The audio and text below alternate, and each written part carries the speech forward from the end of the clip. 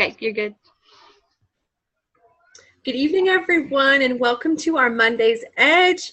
It is October 24, Monday evening. We're getting to the end of this month. This month has been super duper excited with our double bonuses for ranking and all the excitement going on in our teams and everything. And the promotions and the contest. It's been a lot of fun. Anyway, we want to welcome you to this evening. And I will waste no more time and introduce you to my co-host, Jennifer Hordike. Take it away, Jen. Hey, everyone. So we're here tonight, and we're really honored to have one of my old friends from when I was a teenager, and she's turned into a really inspiring personal growth coach, and she has an amazing network marketing business and stuff. What? Sorry, little girl. Yes, I gotta give my little girl a hug kiss. Sorry. Bedtime. I can't go to bed without a hug and a kiss. Close the door. And she's here to share with us, and I'm so excited. I told her to share from her heart, so it's going to be a surprise what she has to share. She's going to share us a little bit about herself, and then just share from her heart from there. So welcome, Wendy. We're excited to hear from you. All right. Well, thank you so much for having me, Jennifer. And it's good to see your face here live after so many years. I know. We need to catch up. I know. Social media is a pretty cool thing, I'll tell you, the way you get to reconnect with people. So I'll just tell you guys a little bit of my story. And I told them earlier, I apologize I look a little rough tonight. I'm in early pregnancy, and pregnancy doesn't do well on me. So I apologize for looking like a hot mess. But anyway, I'm excited to be with you guys tonight. And Jennifer sent me a little bit, an intro to your company, so I got to hear a little bit about that. I actually don't have anyone super close to me that does Plexus. So what that means for you guys is still wide open market, right? It's awesome.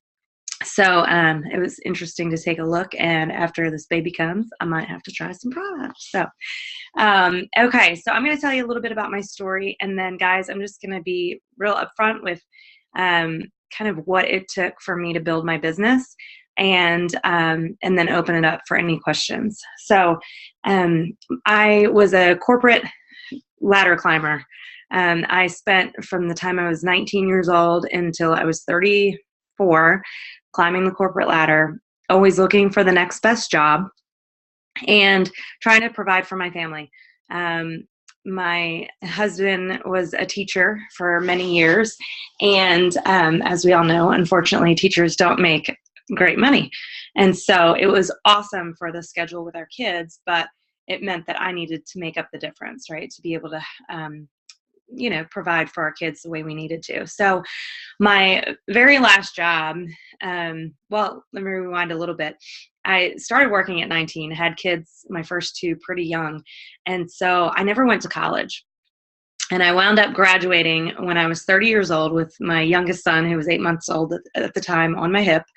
It was a huge accomplishment for me because in my career, I kept hitting that wall where I didn't have the degree to get the next best job, or any place I went, I had to start at the bottom and climb my way up.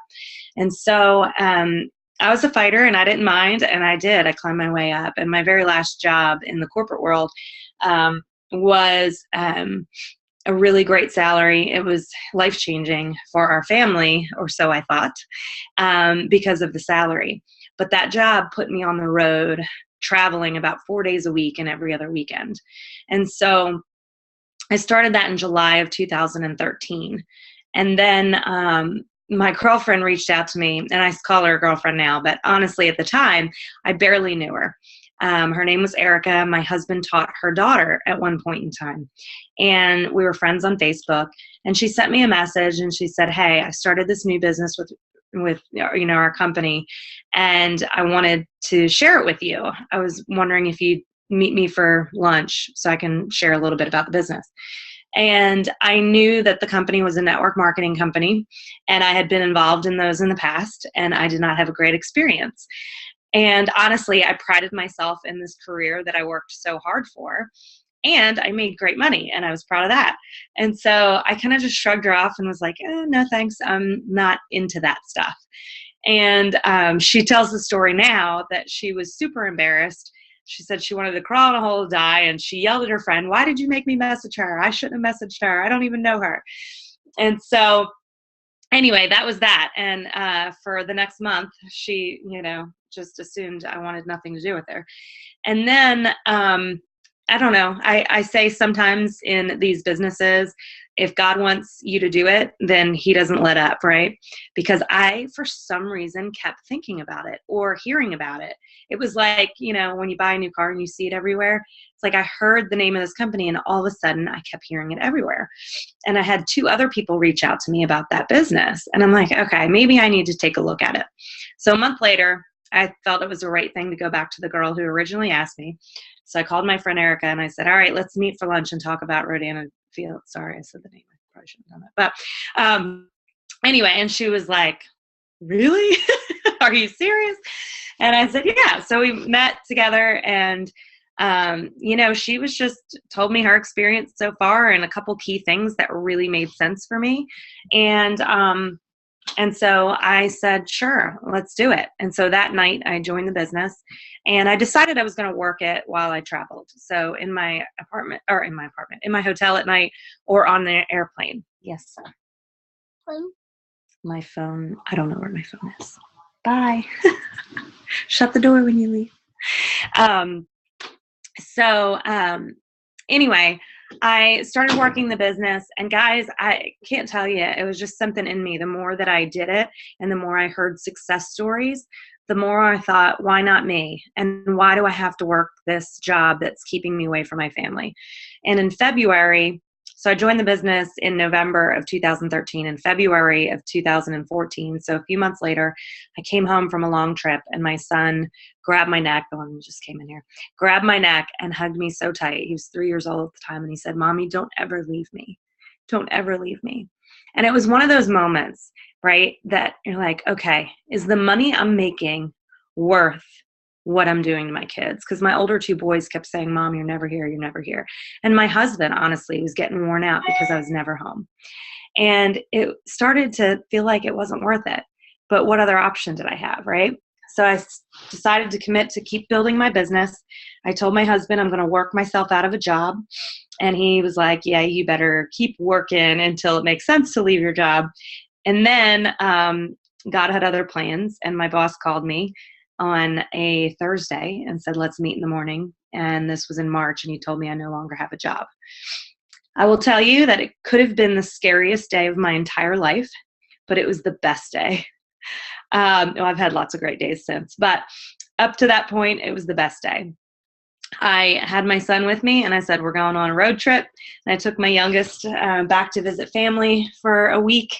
And they gave me a little severance and I just started working my business. And within about a year, now it was hard. I want to say that it was hard.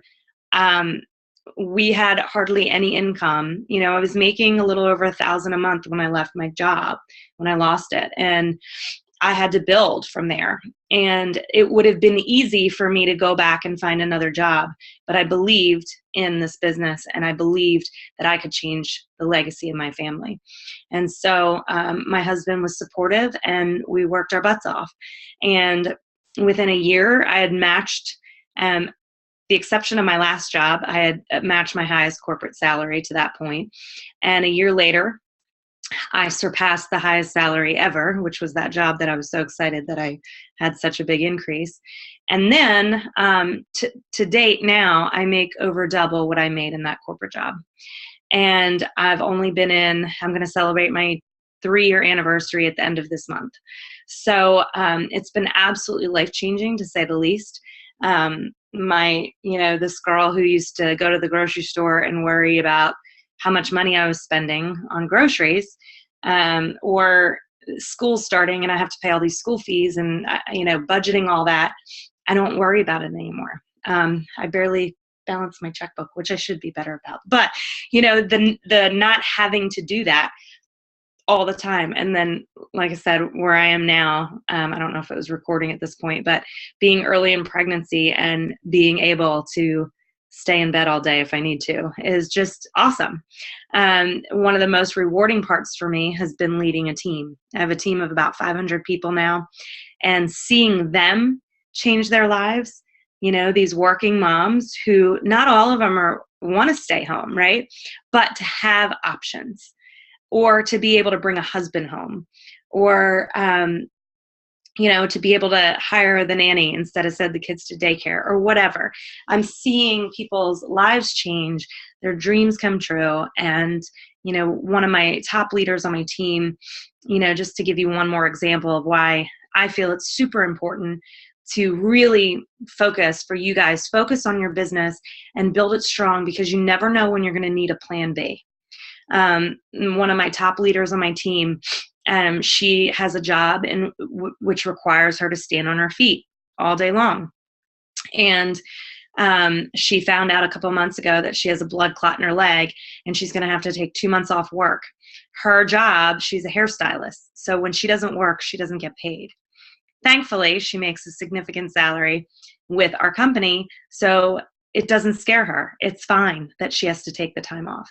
So guys, you never know when a job loss is going to come, when a health condition is going to come, you never know when life comes your way. So building a solid, sustainable business right now is huge.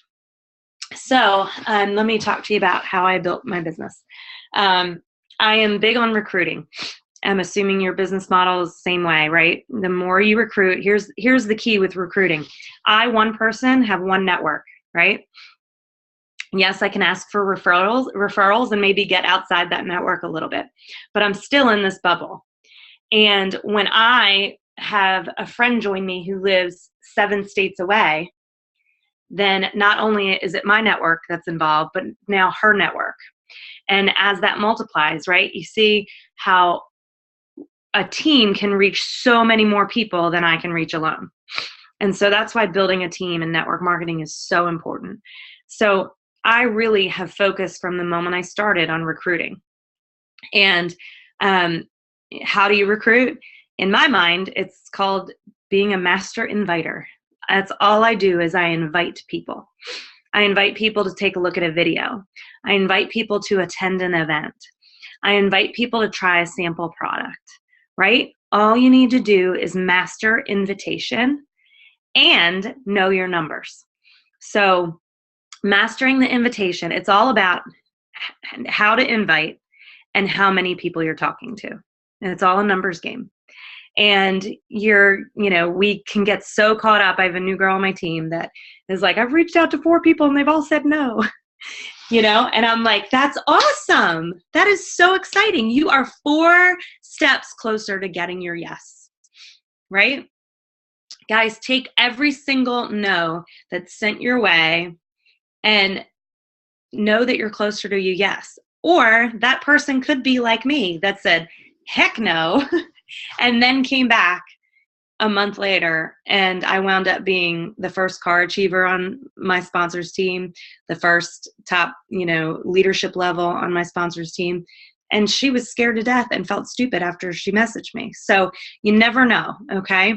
And I think this is really important too. I tell my team all the time that my sponsor changed my life with one simple invitation. And how dare I ever rob anyone of that opportunity? I have a responsibility to share what I believe is life-changing. Now, is it going to be life-changing for everybody? No. Not everyone has drive. Guys, network marketing is simple, but it's not easy because it takes mental toughness. And unfortunately, most people don't have mental toughness. When the going gets rough, they quit, right? And so I don't want any of you to be that. All right. So like I said, learn how to invite and invite everyone. Okay. Real quick on that, you guys probably already know this, but you need to build a database. You need to have somewhere that you track everyone that you talk to, everyone that you think of, everyone that you meet, and have a system for following up. Most people are not going to join you or buy from you in your first touch.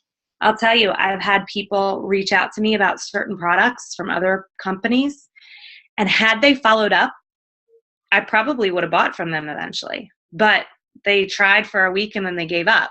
So somebody was trying to sell me house cleaning products. I don't even remember the guy's name, or I can't even find his message because I don't remember his name. Whereas if he was following up with me, I did want to buy those products, but I'm probably going to have to find them from somebody else because I don't even remember who it was that reached out to me. Okay. So following up is key to having that system. Okay. But now I want to go to that mental toughness piece. We are all built to avoid pain. All right. So I want to talk about pain versus pleasure. The class that I went to today, it's a 8-week course, and week 1 was a lot about this pain versus pleasure. And I've heard the concept before, but I love the way they put it. I want you guys to all think about, do you guys talk about in your business your why? Okay.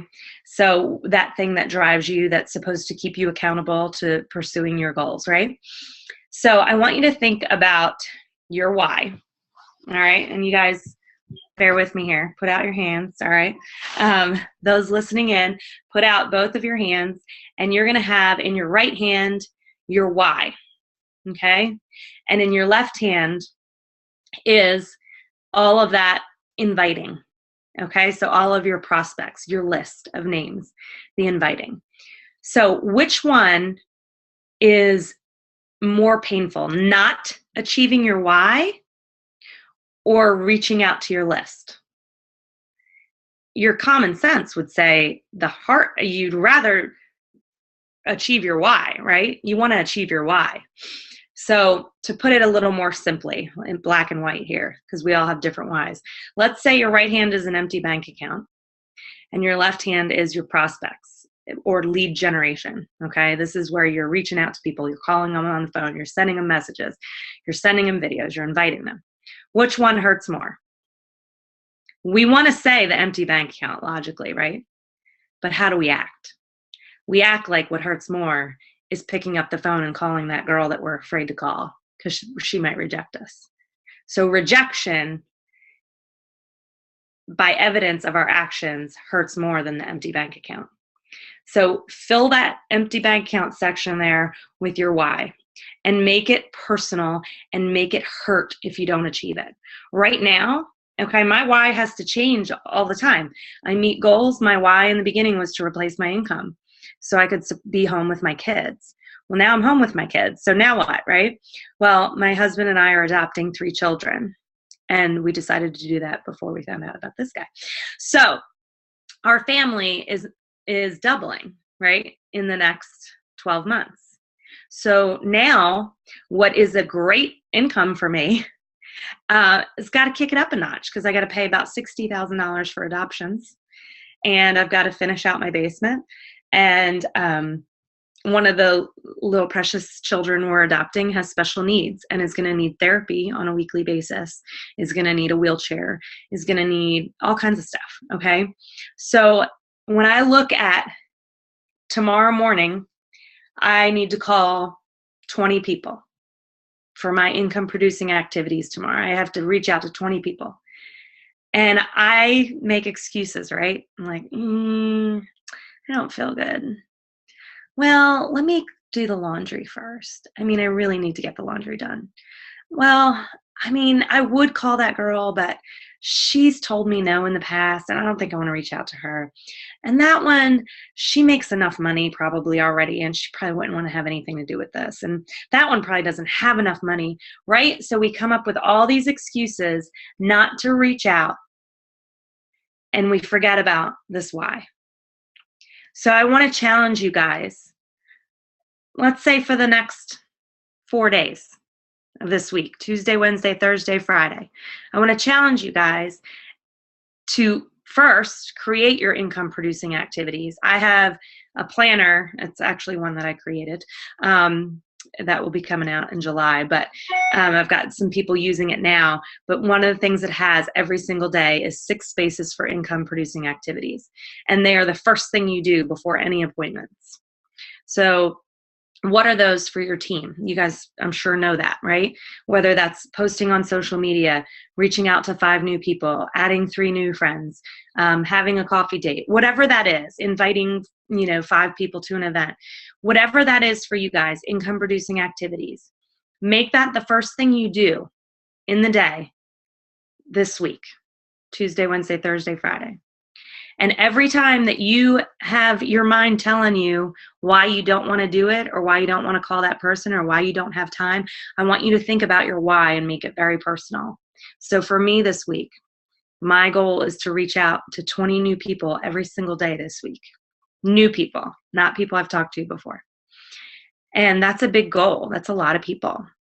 So when I make excuses, because I will, because that's how I'm built, to avoid pain, I am going to make the realization of my other pain bigger. Okay. And by saying no, by not reaching out to these 20 people, I'm telling my little Esther that she doesn't deserve the best when she comes to America. If I don't do this, I'm telling my kids that they don't deserve to go to the college they want to, or whatever it is, guys. You have to make it real. Because what you do every day consistently is what's going to determine your future. You can't up in one day say, oh, I'm ready for now to be different. It's the little things that you do every single day from here on out with consistency and with conviction that will change your life. So I'm going to recommend a book to you guys called The Compound Effect. If you haven't read it, by Darren Hardy. The Compound Effect, or there's a book called The Slight Edge. I'm not as big of a fan of Slight Edge as I am The Compound Effect, but they're essentially the same concept. But what you do every day, so look at your life like a line, right? We're going a long time. And every decision you make every single day slightly alters towards success or towards failure. And when I say failure, we fail all the time, right? And I don't mean failure in trying. I mean failure in not accomplishing long term, okay? So, all right. Couple more key things, and then I'll open it up for questions. As far as that fear or that pain versus pleasure, you want to expose the pain that opposes your objection. All right, so whatever your objection is, you need to expose a pain that is bigger. All right, and when you master pain versus pleasure, you will maximize your life. And one other quick quote here is, people spend more energy avoiding pain than they do seeking pleasure. So think about that when you prospect to people, okay? When you're telling people of the things they can have, the pleasures, a lot of times that doesn't work because people spend more energy avoiding pain than seeking pleasure. So when we're talking about a whole lifestyle change, right, people are like, painful. Right? So you have to expose the pain in their lives. So when I'm talking to people, when I'm prospecting and I sit down and have a coffee date with somebody, I'm like, so tell me about life. What's going on with you? Right? I want to start digging in and find out, are they struggling with getting out of debt? Are they stressed out about retirement? Are they scared because they have a sick child and medical bills that are, piling up? Are they sick to their stomach every Monday morning when they have to leave their kids? Expose the pain, and that's where you're going to get people to look at your opportunity rather than, oh, you can get I don't know if y'all have a car program, but you can get a car, or you can make this much a month, or you can, whatever you can get, whatever pleasure, that's not going to speak to the same place that exposing the pain that this can subside. Does that make sense? So, all right. So, guys, the keys to how building the business is income producing activities every single day with consistency, mastering the invitation. I don't know if you guys have scripts that you use, different videos I know you send, but master that invitation. I say get scripts. If you don't have good ones, read the book Go Pro by Eric Worre and use his invitation scripts. They're excellent, and practice them. Practice makes perfect. And practicing daily right now in my accountability group, I practice my scripts every single day on the phone at 7:30 in the morning with my accountability partner. The first time I did it was so stupid and awkward, but now I'm used to it, right? Practice how to handle objections. Everyone has the same objections. I don't know enough people. I don't have enough time. I don't have the money to invest. This is a pyramid scheme, right? You have the same objections. Figure out those objections, those 5 most common in your business, and write a script to overcome those objections where you know them like this and you don't even skip a beat when people shout it out. And it's not an argumentative comeback, but you can subside their fear, because all that is exposing fear, right?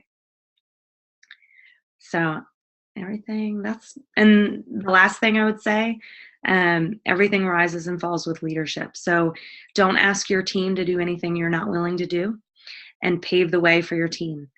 Don't expect your team to hit a certain level if you haven't done it yet. So let that be. As leaders, we need to let our driving force, our motivation for hitting certain levels to be that we want that for our team too. And we can't expect them to do it if we're not. So. That is amazing. Thank you so much. I knew you'd be awesome tonight. Exactly what we needed to hear. So, thank you so much. I forget what I was going to say. Melissa, do you have any questions? I can get myself unmuted. I'm just been so busy taking notes. I'm trying to soak this all in. Melissa is a little bit slower lately because she had a concussion. So. But I'm trying not to let that be an excuse. Yeah. Really trying not to let that be an excuse.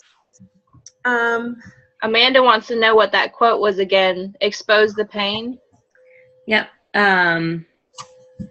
The people spend more energy avoiding pain than they do seeking pleasure. Is that the one she was talking about?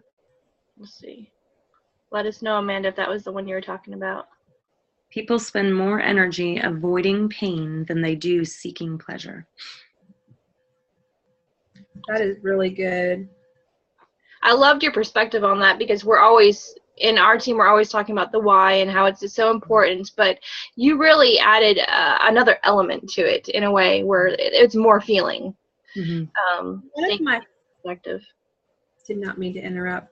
One of my favorite things that you mentioned when you were talking about exposing the pain was really genuinely caring about someone and asking them, what's going on with you? Like, I'm getting ready to go on a 2-week road trip, and I'm going to see friends I haven't seen in years. I'm going to see family I haven't seen in years.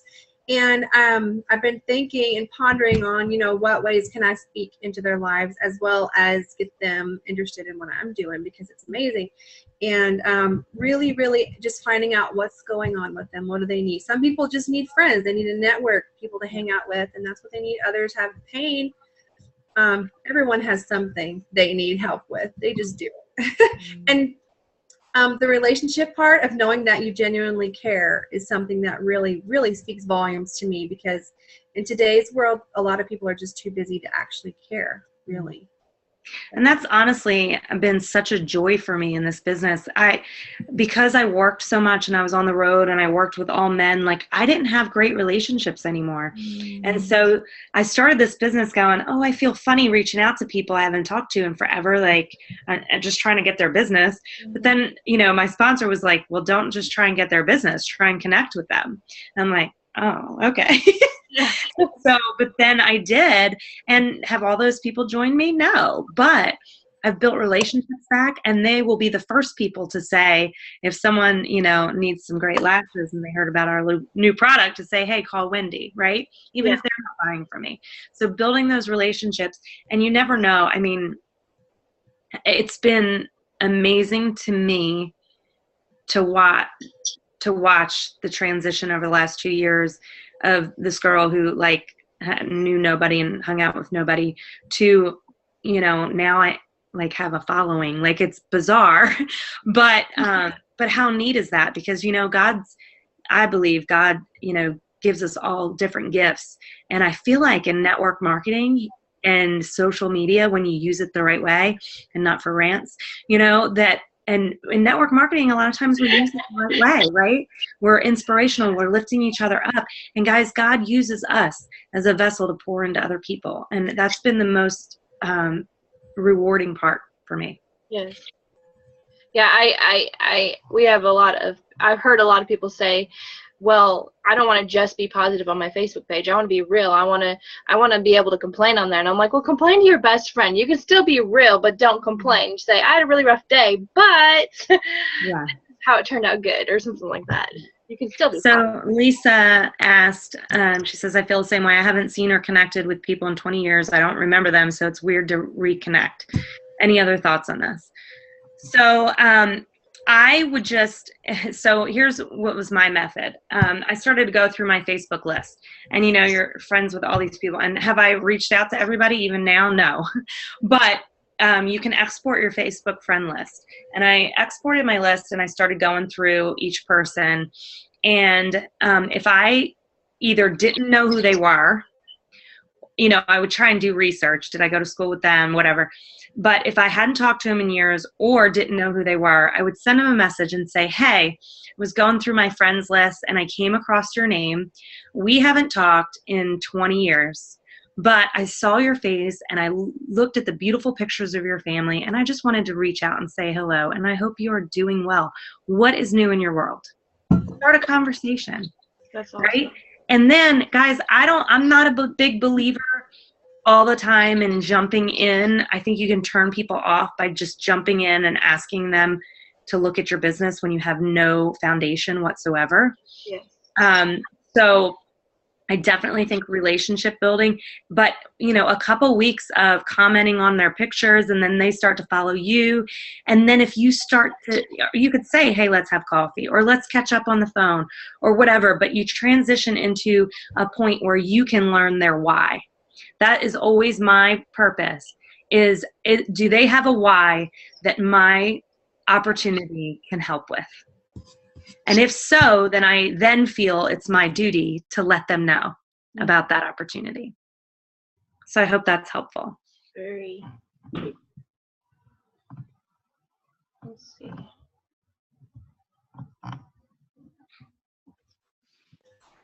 I love how you ended with a question. You ended the message you just gave us, like you ended it with a question. A lot of people will reply if you do that. I'm fixing to mute myself again. Always end in a question that elicits a response.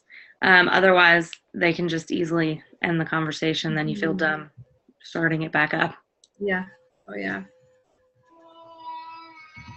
Does anyone else have any questions?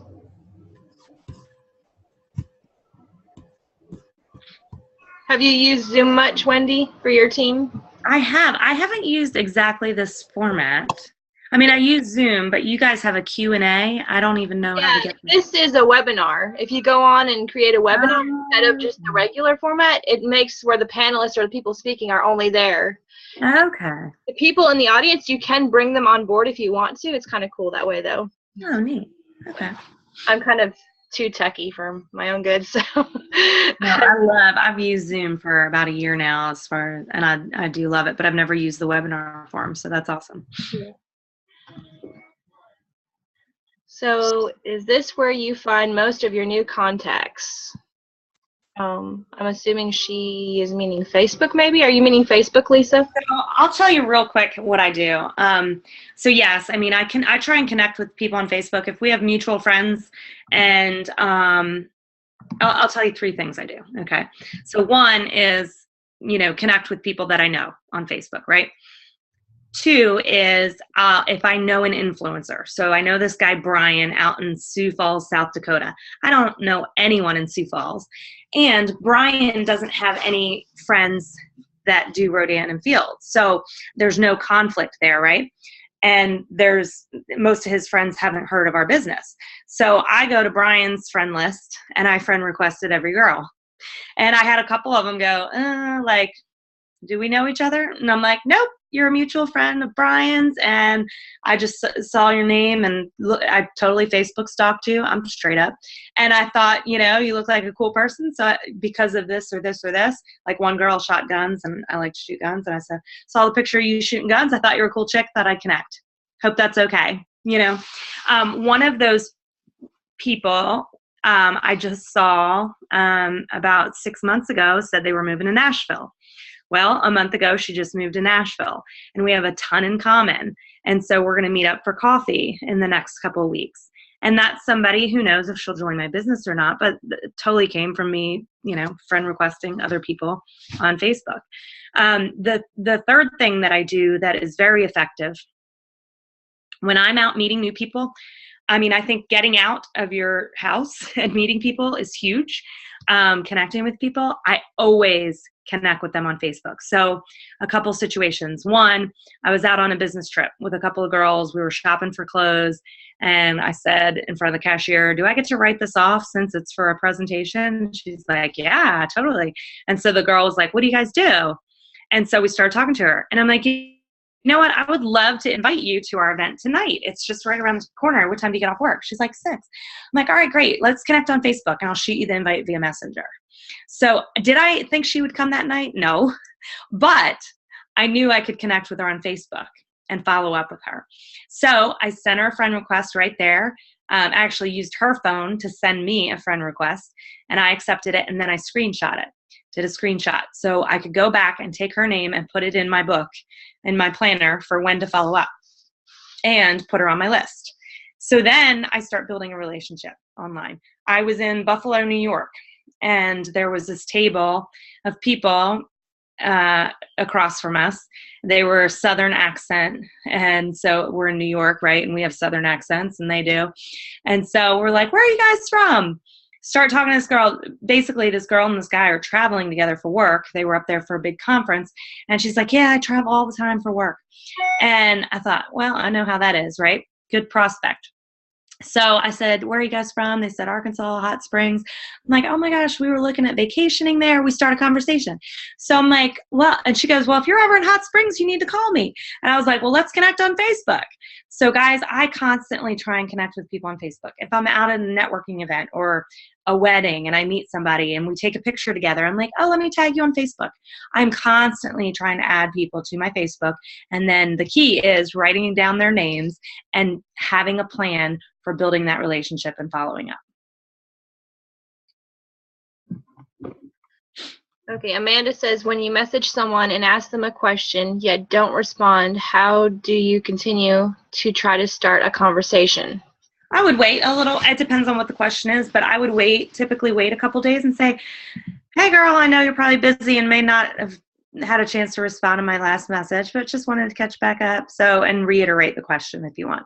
So a lot of times that's one of those pain things, right? We feel this pain, this fear when people, you can see they saw your message on Facebook and they didn't respond. And they're like, they must not want to talk to me, right?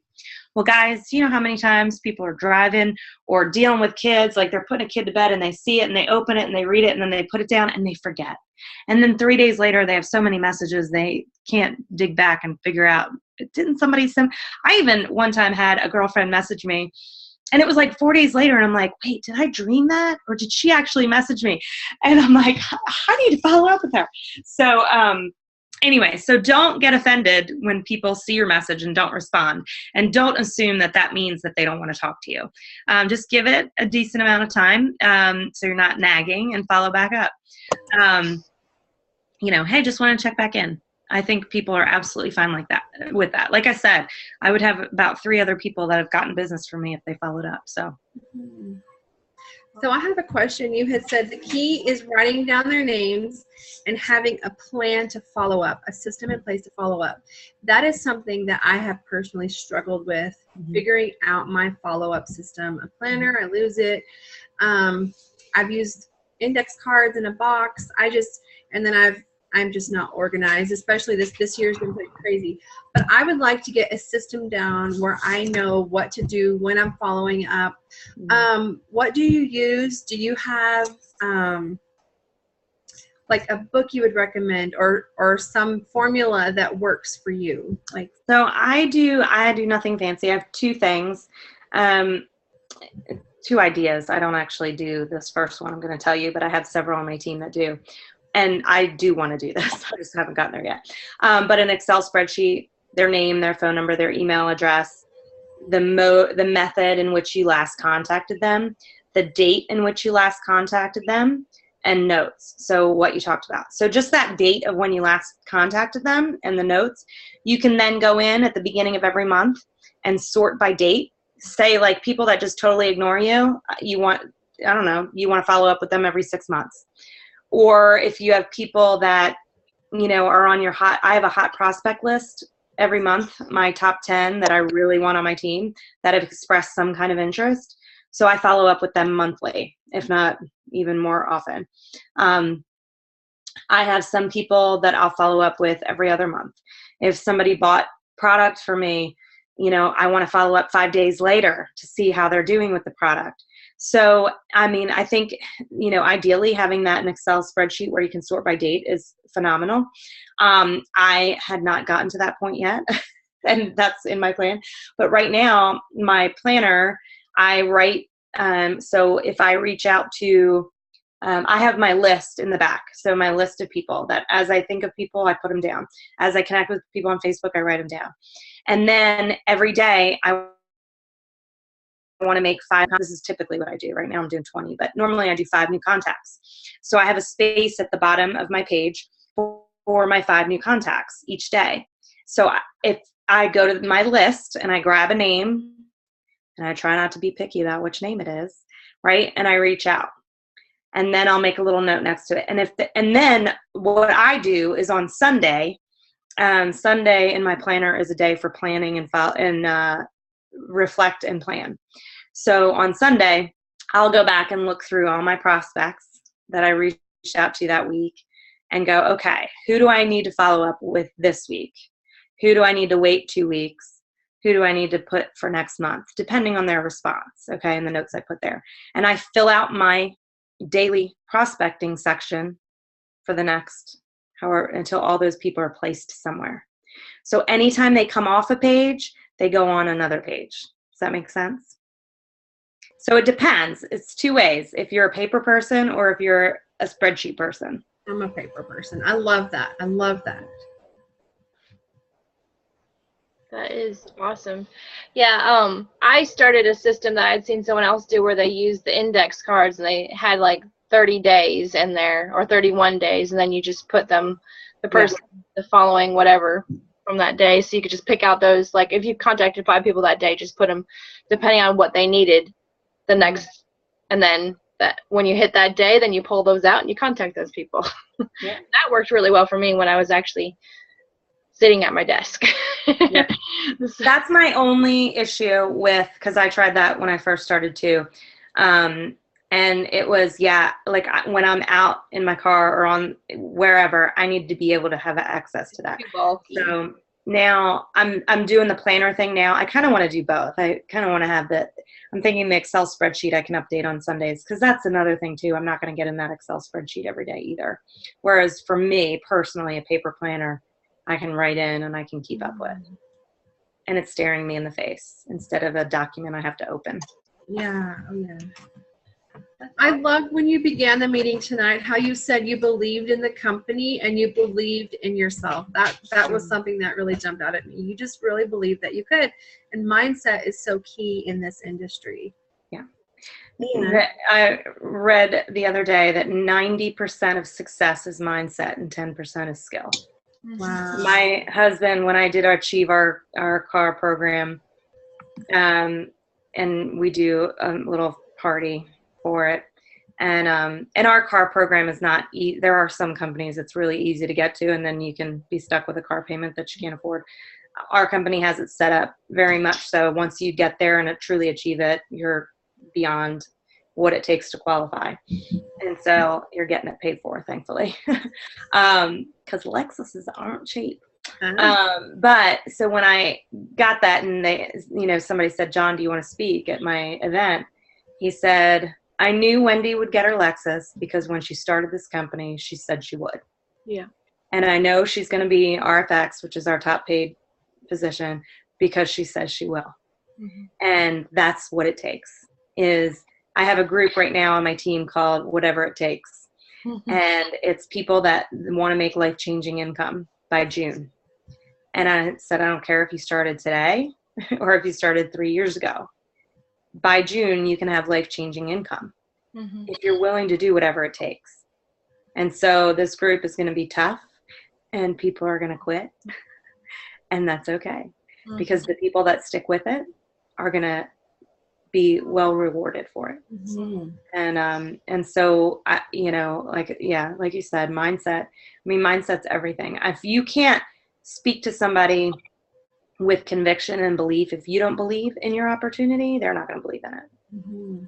And so, guys, I can stand up to anybody. I could stand up to a guy that's a corporate executive that earns $500,000 a year and tell him why he needs to be joining our company. And I have no fear for that. That's No awesome. fear. And never will he make me feel less than because of what I do. Never. And I had that mentality the day I started.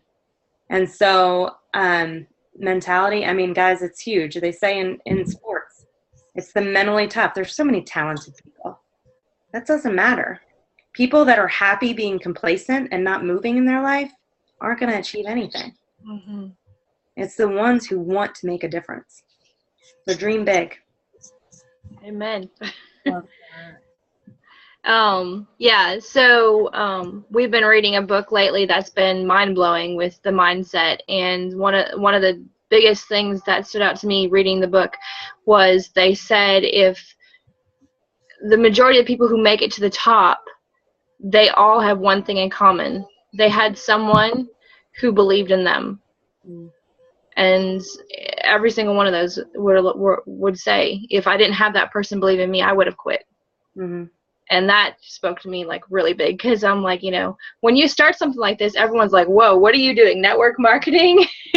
And you have a lot of your closest people that you thought were your cheerleaders kind of hurt you. So it's been, hearing that was kind of huge. I was like, I need to find those people that are going to be supportive so that we can make it in this, because I really want to. Yeah. And we have a Lexus program too, so we call it Lexus because it goes together. Not they. What was I going to say? You said, the people that support you. Yes. And you find out who your friends are when you're doing something like that. I'm sure. But you know what? I have better friends now than I've ever had in my life. So I'm not complaining. But you will have people that knock you down, and it's because they're not doing something crazy, right? They're not living outside of the box. They're threatened by that. Yep. So don't let anyone else's opinion ever affect the way that you live your life. Amen. Sure. So, but yeah, you guys, I mean, in network marketing, we have the opportunity to absolutely change our future and, get that cheerleader. I'll tell you, I mean, it got hard for me, guys. Like I said, I lost my job, and at the time, I think my paycheck was $1,200, and that's not enough to live off of. And my husband was home with the kids. So, a year ago in May, so now I guess a year and a half ago, I was about 2 days away from foreclosing my house. Oh, wow.